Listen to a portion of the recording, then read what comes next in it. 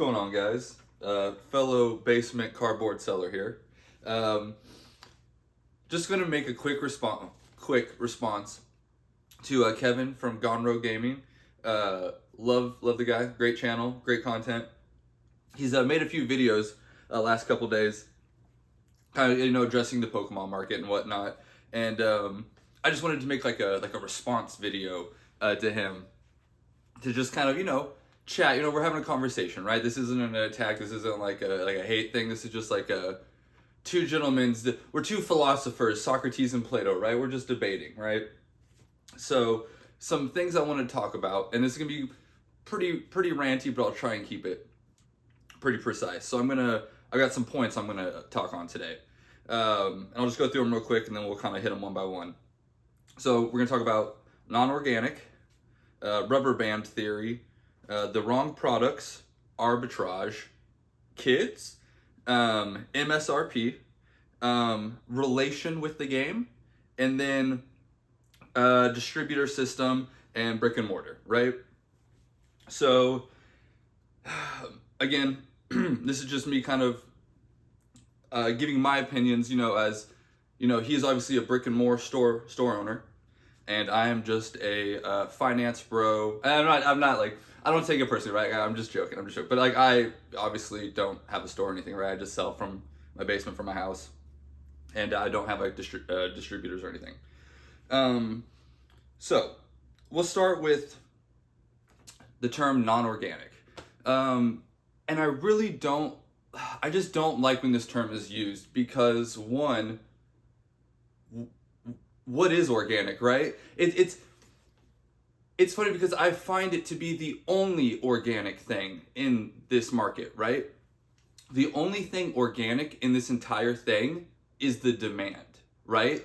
The supply isn't organic. It's a artificial scarcity, right? So that's not organic.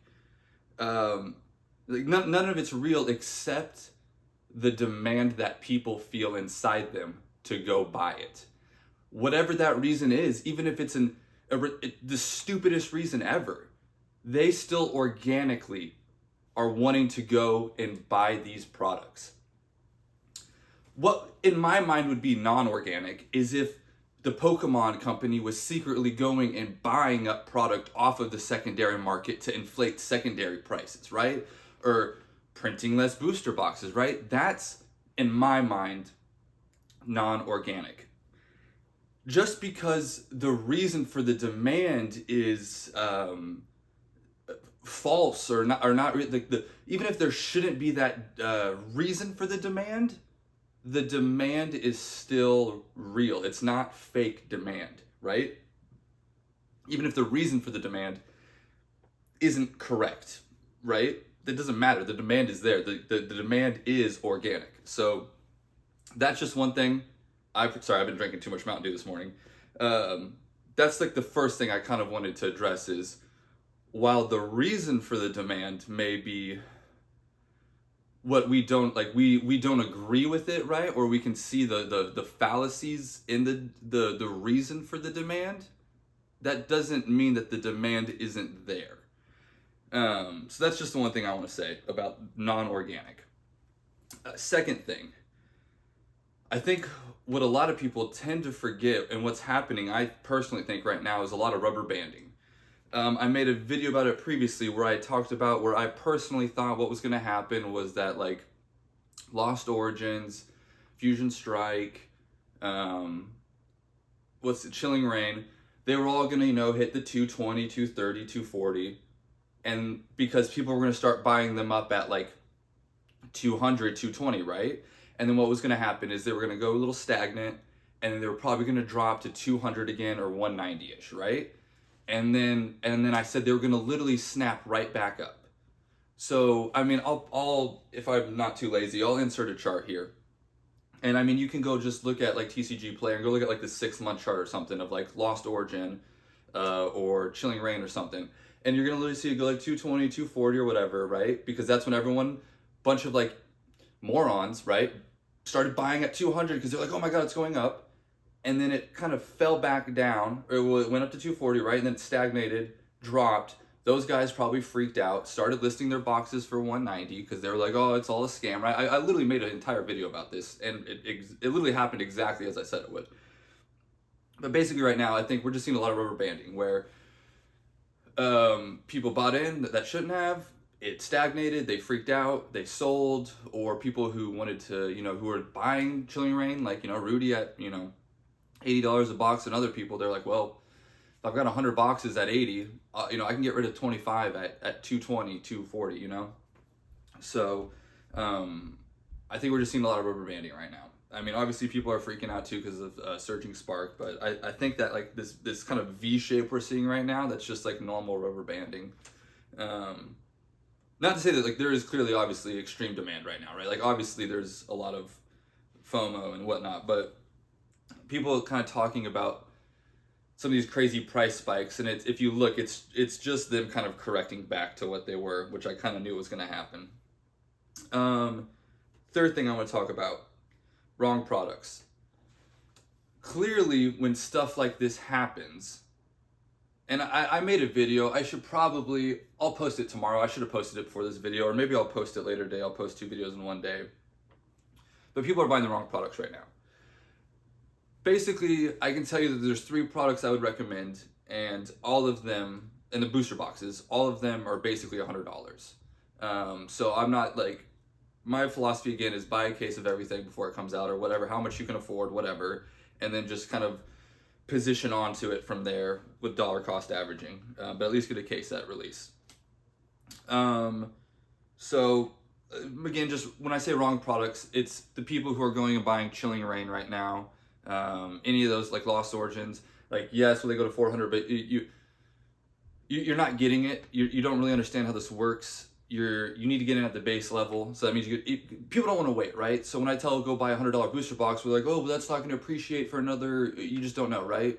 So buy at base level. That's all I'm saying is buy at the cheapest. Buy the cheap stuff. Don't buy the inflated stuff. That's all I'm going to say. I've already made 1,000 videos about it. You can go watch them. People are buying the wrong products at the wrong time. Okay. This last bit, arbitrage, MSRP, distributors, brick and mortar. I'm going to kind of flow through all of them because they really kind of all attach to each other, right? So before I do that, all I'm going to really touch on is kids. Yeah, that's a good one. But basically, there's constantly the churn and burn rate and the like, just the flow of new people coming into the hobby. Like, I think that's something that's completely underestimated.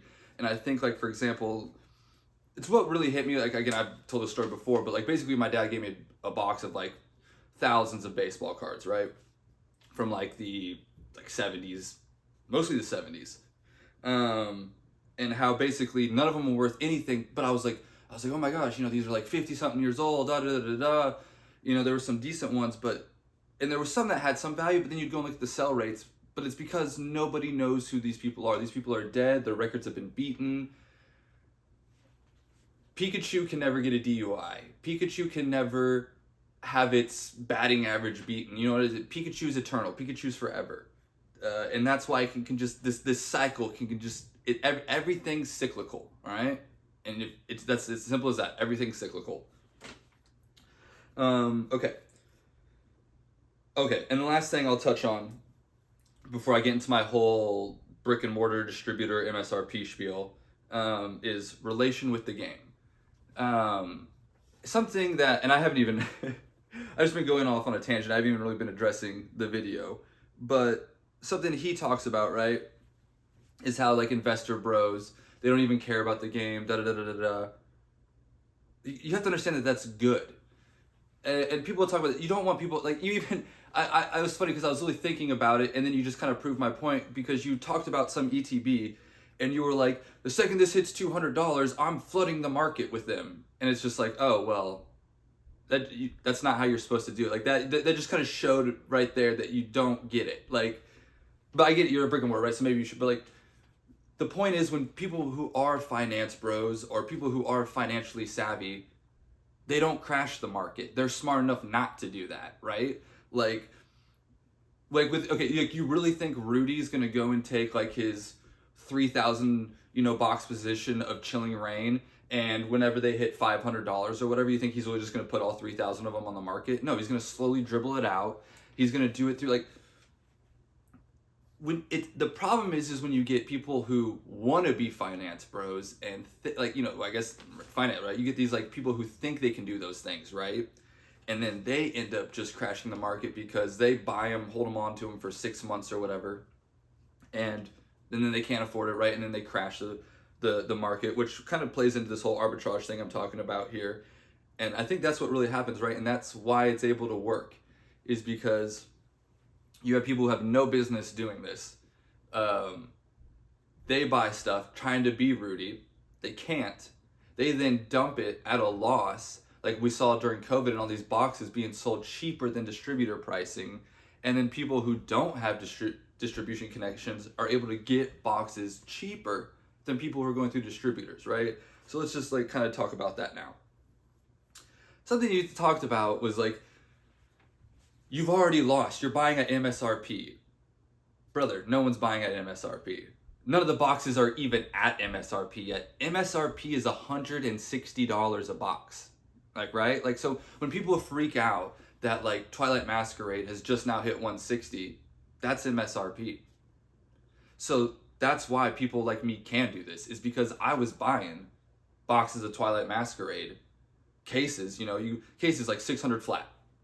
No taxes, nothing, 600 flat, right? What are they now, like 900 or something like that? And you can even sometimes get deals at like 550, right? It's with coupons and stuff. So what the problem is, this is the problem, is the distribution model's broken. What I saw was a man, and again, I know disrespect, right? But I saw a man frustrated, standing in a room full of BS supplementary products. I mean, not all of it, right? It was in boxes, but it looked like a man stuck in a room with supplementary BS that distribution had stuck him with, because he's forced to do these deals and whatever for them to keep selling boxes to him. He's got to pay people, a salary or whatever. He's got to pay overhead. And while he's doing all that, I'm over here not having to do any of that, and I can still get boxes at essentially the same price. Why? Here's my question. Why would you ever want to have a brick and mortar store?